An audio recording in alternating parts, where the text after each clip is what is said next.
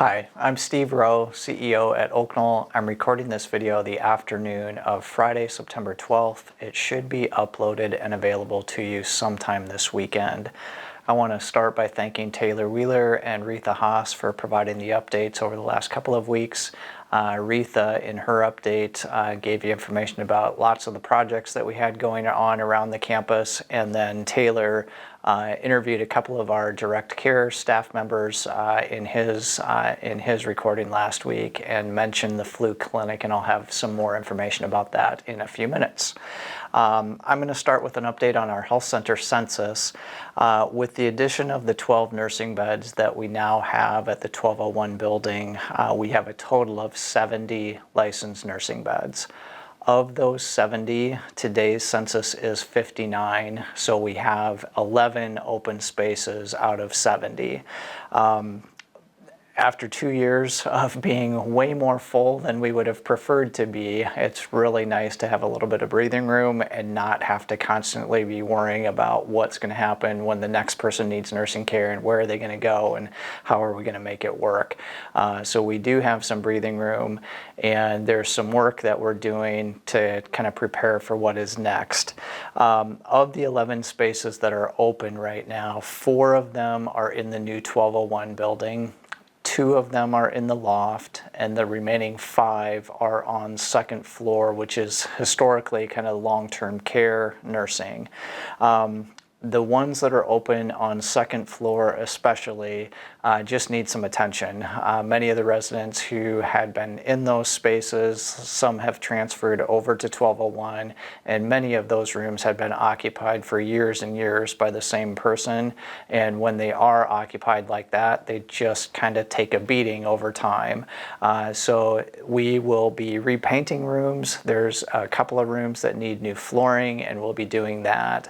And then once they're ready to go for serving additional residents, there may be some additional shuffling of moving some people from perhaps short stay into a second floor room, and so we've still got some settling to do before we have everybody where they ultimately will be.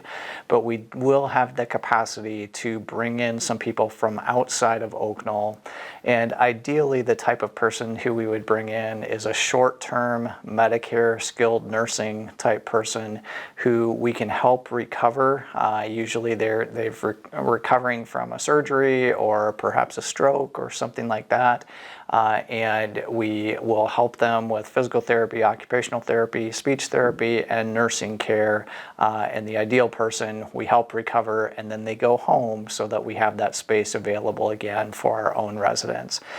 So it's been more than 2 years since we've been able to bring anybody in from outside with that type of care, and we should be able to start to do that again. So I know some of you have reached out wondering about, you've got a friend or a relative, somebody who needs nursing care, and you're wondering if we will be an option for them. And I would just say hold tight for a little bit yet. We are still in process of preparing spaces, but soon we should be able to start to care for at least a few people from outside of the Oaknoll community. The benefit to you of us doing that is Medicare is a pretty good payer source, and if we have the space available, it's good for the Oaknoll community to bring that type of revenue in. And alternatively, somebody coming in from outside the Oaknoll community as a private pay resident, our current private pay rate is $475 a day.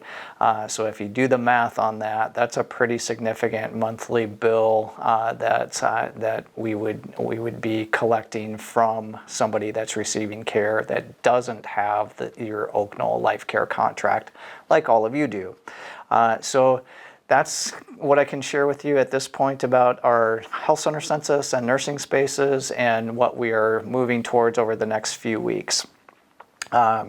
In Taylor's video last week, he did mention the flu shot clinic, and at that point, he wasn't sure yet if the COVID booster would be available at the same time, but we have that confirmed now. And all of the information that I am about to share with you is going to be in next week's weekly memo. So don't worry about getting it all down. It will be in print for you next week. But the clinic is scheduled for Tuesday, October 7th. They will do the flu shot and COVID booster in the same clinic. And they will start with our health center residents and assisted living residents the morning of Tuesday, October 7th. Then from 12 noon to 2 p.m., they'll set up in the Hayden Community Room at the main campus. And then the clinic will move over to the East Campus from 3 to 4 that same day. You do not need a reservation. You can just show up, bring your Medicare card or insurance card, and the paperwork for doing whatever needs to happen from the pharmacy's standpoint. It's like they'll do that right there at the clinic. So just bring those cards with you, and you can come anytime during those windows. You do not need to come to East if you're an East resident, or main campus if you're a main campus resident. If it works better for you to do the other one, that's absolutely fine. So again, 12 to 2 in the Hayden Community Room, and 3 to 4 in the East Community Room, and that is on Tuesday, October 7th. Let's see.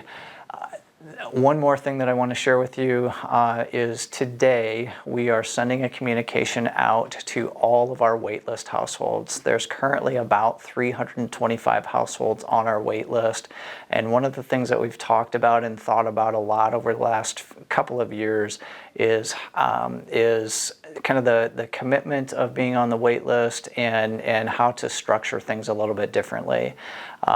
So going forward, when somebody joins the wait list, it will be an annual payment of $1,250 per person. Of that annual payment, $1,000 of it will apply to a future life care contract, and $250 of it is just going to be a fee for being on the wait list. And each year, on the anniversary month of somebody joining the wait list, they will pay another $1,250. We're doing that for a couple of reasons. One is to try to kind of winnow down the wait list to people who are truly serious about becoming Oaknoll residents.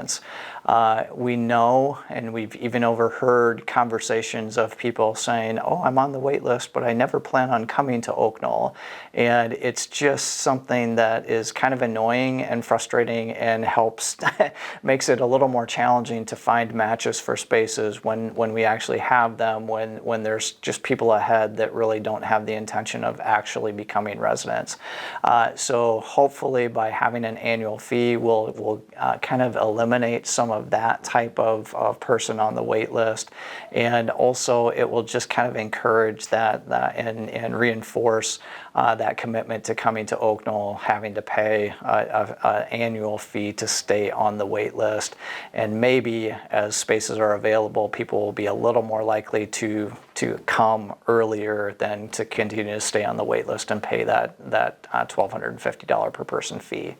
So we are communicating that today to all of our waitlist households. There's a letter that is going out to everyone, and they're being asked to either say, yes, I want to play and stay on the wait list under the new system, or no, I'd prefer to come off of the wait list. And we know that we're going to lose some people off the wait list from this change, and I'm fine with that.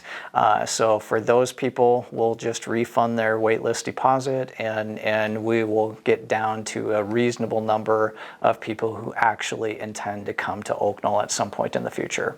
So that communication is going out today. By early next week, hopefully it's hitting people's mailboxes, and then they're going to be asked to reply with their selection on how they want to move forward. Last thing, I just want to remind you of our last summer concert of the season next Tuesday, September 16th at the Oaknoll East Courtyard. It will feature the Cedar County Cobras, who play bluegrass music, and they are award-winning musicians who have performed hundreds of shows. So please come and enjoy live music and good food. Oaknoll is going to provide free burgers and hot dogs, and then you are encouraged to bring a side dish and dessert to share with your friends and neighbors. So I do not want to jinx it, and I didn't this past Tuesday, but we have been so lucky with the weather for all of our concerts this year. We haven't had to move any of them inside. We've got one more to go, and I hope I didn't jinx it by saying this, but please come and enjoy live music and good food and friends and neighbors next Tuesday at the Oaknoll East Courtyard. That is all I have for you today. I hope you're doing well, and we'll talk with you again in 3 weeks.